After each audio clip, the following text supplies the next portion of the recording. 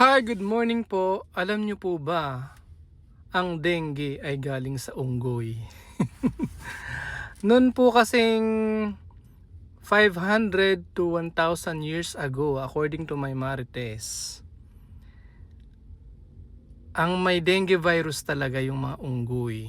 Tapos yung lamok, kakagat dun sa unggoy na yun. Tapos, syempre makukuha ng lamok yung virus. Tapos, kakagat yung lamok doon sa tao. Magkakaroon ng dengue ngayon yung tao.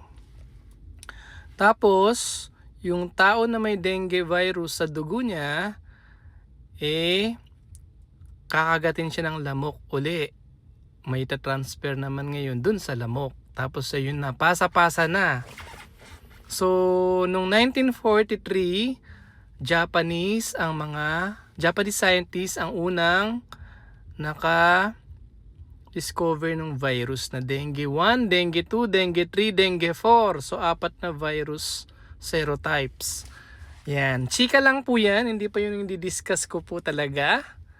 Ang i-discuss ko po yung tanong na, Dok, ano ba nangyari dati dun sa bakuna sa dengue? Bakit may mga namatay? Ayan, hindi na po ako magdedwell sa politics at kung sino yung may kasalanan. Ang sa akin lang po yung paliwanag. Ano ba yan?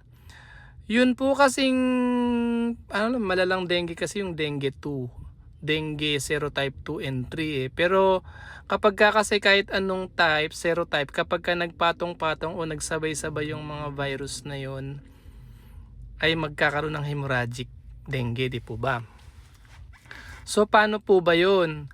Halimbawa kasi ay babakunahan ka noon nung sa anti-dengue bakuna. Dapat check muna yung zero status mo, yung SERO status, zero status. So kasi po syempre mahal yun, yung mga ELISA, RT-PCR pa, para malaman mo yung IgG, kung nagkaroon ka ba namang previous dengue. So ang principle po kasi ng bakuna, dapat bago ka bakunahan nun, dapat alamin muna kung nagka-dengue ka na dati. Dapat nagkaroon ka na ng dengue infection dati. Madidetect yun sa IgG. Hindi yung ordinary dengue do po. Dapat yung mga pang-confirm talaga. Kasi yung mga binakunahan noon, 800,000 po yun sa public. So, puwera pa yung mga binakunahan ng mga private doctor. So, dapat yung mga binakunahan na yun, babantayan. Actually, binabantayan naman nila. So, 14 na mga bata ang namatay noon. Around, kung hindi ako nagkakamali, 14. So, yung 800,000 na binakunahan, about 10% noon, pinaghihinalaan na zero negative sa dengue IgM. So binabantayan. So far, dun sa 800,000 na nabakunahan dun sa dengue vaccine, okay naman sila kasi maaaring nagka-infection na pa sila dati. Kasi nung 2017 nung nagbakuna, hindi naman tinest kasi yung zero status, kung nagka-dengue na ba o hindi pa yung mga bata. So before the vaccine kasi, ang daming namamatay sa dengue by the thousands po. Kumpara mo dun sa mga namatay sa nabakunahan na 14 na bata, ano po. So, yun po kasing dengue virus, halimbawa nagka-dengue ka. Yung subsequent infection kasi, pwedeng malala ka.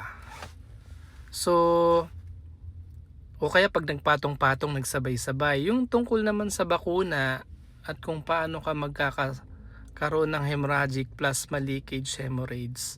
Ganito po kasi yung nangyayari nun Halimbawa po hindi pa nagkaka-dengue yung bata. Tapos binigyan mo siya ng bakuna. Di meron na siyang antibody laban sa dengue virus. sometime in the future, pag nakagat siya ng lamok na merong dengue, yung antibody, actually complex immunological phenomenon po kasi yun. Yung tinatawag nila na ADE, antibody dependent enhancement. Yung antibody na galing dun sa bakuna, tutulungan pa niya yung virus na lalong pumasok sa white blood cells or macrophages para mag-replicate, mag-xerox. So lalong magkakaroon ng hemorrhage yung bata. So halimbawa, binakunahan ka, tapos after ilang buwan, kinagat ka ng lamok na may dengue, lalong lalala at lalong mamamatay yung bata. Ayan, so kailangan kasi dapat bago binakunahan, chinek muna kung nagka-dengue na ba before o hindi. Kung hindi pa nagkaka-dengue, dapat hindi pa yun binakunahan. Kaso noon kasi excited tayo kasi ang daming namamatay po noon by the thousand, kaya maaari nagmadali. Hindi ko na masabi kung sino may kasalanan, pwede yung sa kabila kasi after binigay yung bakuna, after ilang buwan pa sinabi na dapat i-check muna yung zero status. Hindi sinabi kagad. Dapat kasi sabi, i-check muna yung mga bata kung nagka-dengue na o hindi. Kung hindi pa nagkaka-dengue, huwag bibigyan ng bakuna. Ganun dapat. So, yung bakuna, hindi naman talaga 100% masama yun. Kasi sa US and Europe, ginagamit po yun. Kaya lang doon kasi sa kanila, meron silang maraming pera para i-check muna yung bata kung zero negative talaga. Dapat ay zero positive pala. Dapat yung bata zero positive. Dapat nagka-dengue na siya before bago mo siya bigyan ng bakuna. Sana po na-gets nyo po yung nagtanong po sa akin. Kung hindi nyo malabo po, pwede nyo pong ulitin.